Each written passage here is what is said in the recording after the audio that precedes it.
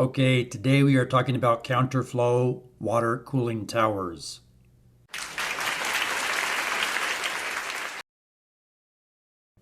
So what is a counterflow water cooling tower? Here is a generic example of a counterflow water cooling tower. I've removed some of the screen along the bottom there so you can see inside.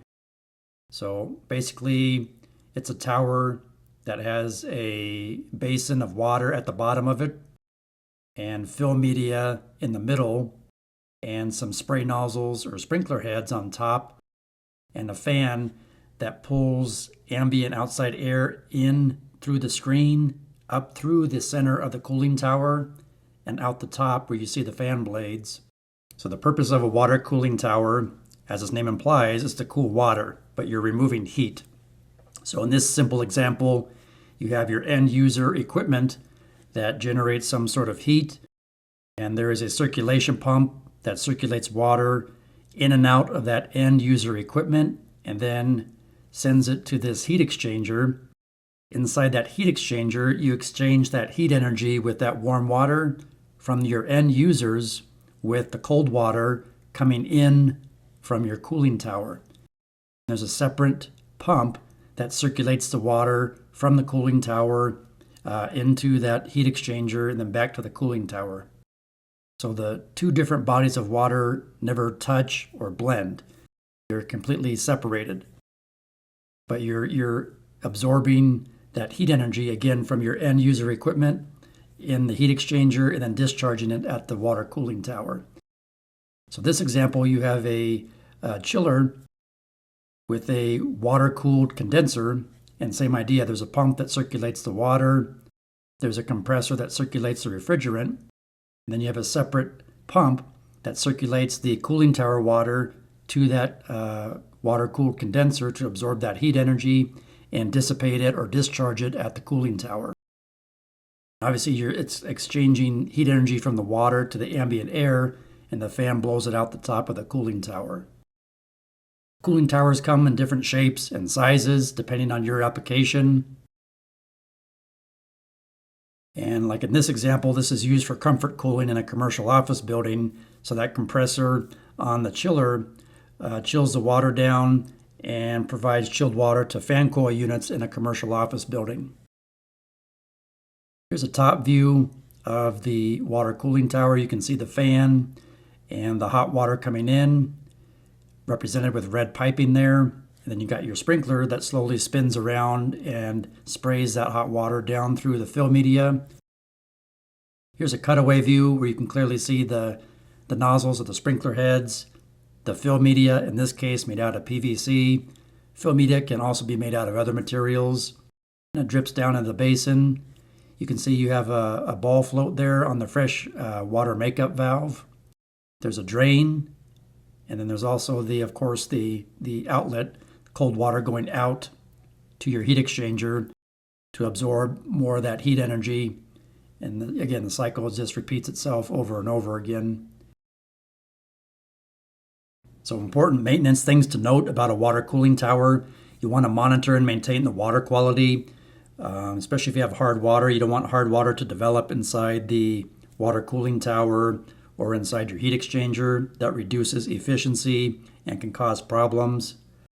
You also want to be careful of Legionella, which can lead to Legionnaire's disease or other waterborne pathogens. Even though there's a screen that surrounds the opening of the cooling tower, the screen is fairly open, meaning you can still get particulate and germs and things in that water that can foul it. Right, so you want to monitor the pH, the alkalinity, the turbidity, the suspended solids. You may have to include some sort of sanitizer or a UV sterilizer. You may need to adjust the pH.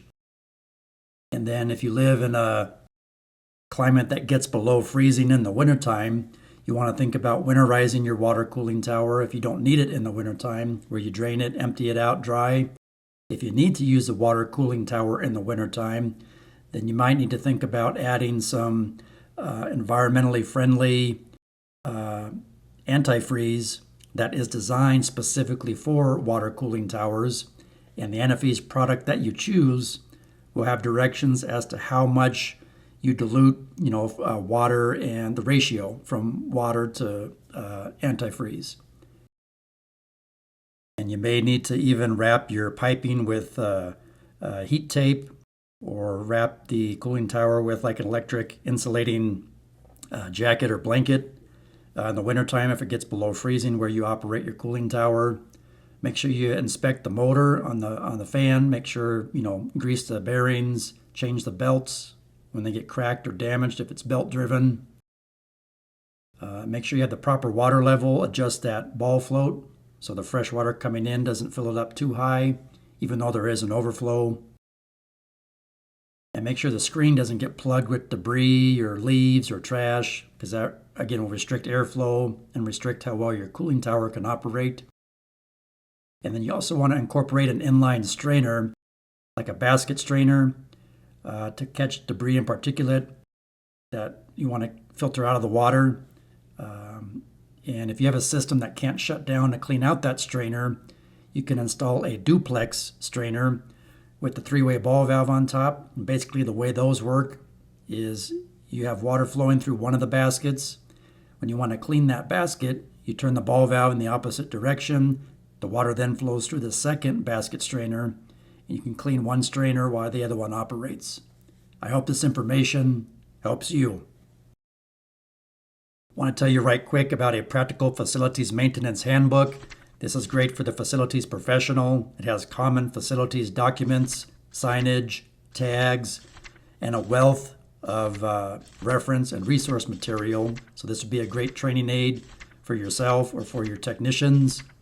In the back of the book, it also has common shop equipment drawings that you can use to fabricate shop equipment for your facility. And the link for this book is in the video description below and available in ebook and paperback format. If you need stickers, hats, shirts, or mugs for your facility, these are weather-resistant stickers. They come in different sizes, all different types of stickers to help you label things around your facility. This facility's online store, you can click on the link in the video description below to see all these products. Please like, share, subscribe, leave me a comment, and thanks for watching.